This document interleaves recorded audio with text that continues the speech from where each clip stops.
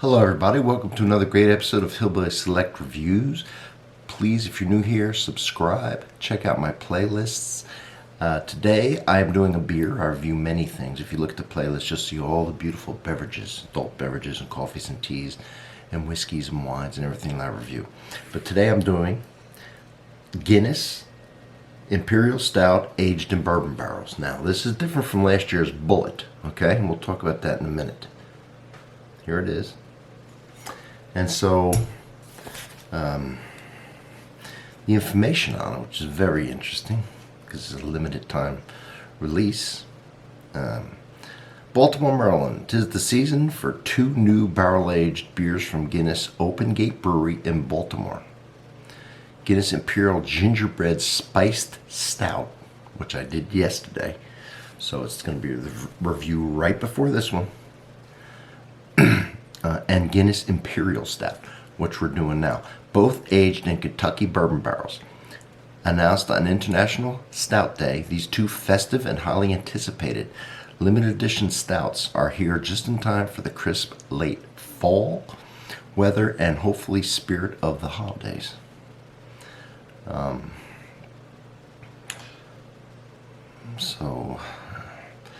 This one, the Guinness Imperial Stout aged in bourbon barrels, was developed specifically with barrel aging in mind, so it has a strong, robust body. This roasty beer also has a velvety mouthfeel, notes of chocolate, bourbon, not to mention hints of coconut and vanilla, and an oak finish. With a 10.3% ABV, the gingerbread had an 11. So this is 10.3% ABV. The stout provides a rich pairing experience and is perfect for steak, rib roast with rosemary and garlic, or chocolate desserts. The best way to enjoy these flavors and aromas is to sip each beer slowly and savor it at a leisurely pace. With respect to their double digits ABV. I agree with that. And then it just talks about some other stuff, but I will get into it. Now, when I was looking at the reviews of the Bullet that came out last year, it was a stout aged in Bullet bourbon barrels. A lot of people said the mouthfeel was real watery. So I think they've corrected that with this year, and they made it. I don't know. I didn't have the one last year. I didn't get to try that. But I sure jumped on these two this year. And this is an Imperial Stout, so generally over a regular stout, it might have a little bit more IBUs, which would be good to offset the sweetness that I'm anticipating with a, the Guinness Stout, the roasted malts, and the bourbon barrel. So we'll see. We'll see. I wish I had the one last year so I could see how they changed it, but I didn't. So okay. I'll tell you, that gingerbread one was fantastic. Alright, well, I'm giving it a little bit aggressive, but the heads on these usually fade fast. I do that to get any little sediment that might have settled, because there'd be some flavor in there and I want it all. Alright, I want from here, this is a good distance from my nose. I'm smelling it, and it's smelling good. So we'll get into that here in a second. We'll just do this without smelling it. What do you think? It's a race against time. All right, I think I got everything.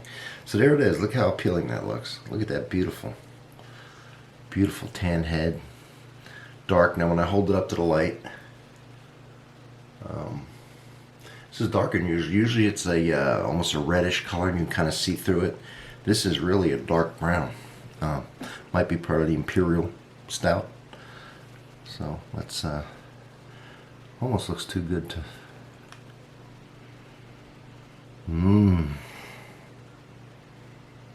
Oh, and at the brewery they have these both on tap.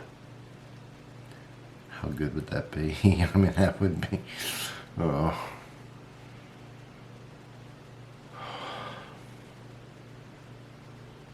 So I could smell the typical Guinness. It's chocolatey, it's malty, it's roasty, it's toasty.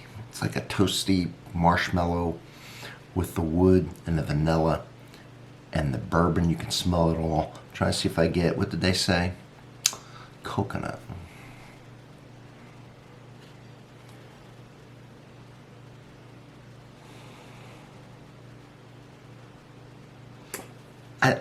I smell coconut, but I'm hoping it's not because it was suggested. That's why I usually don't read that kind of stuff. But that would come from American oak. It's very common.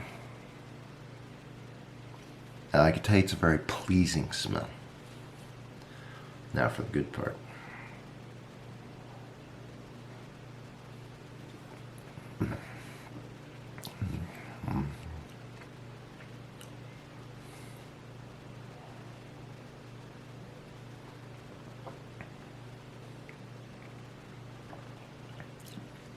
So I don't think it's watery. It has a nice medium mouthfeel.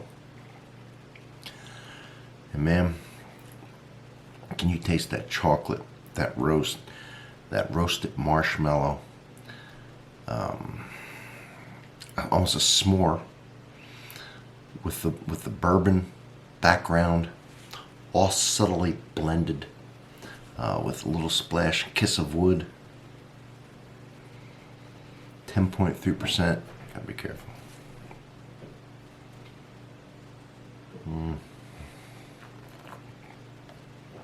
Okay, so both of these have been fantastic.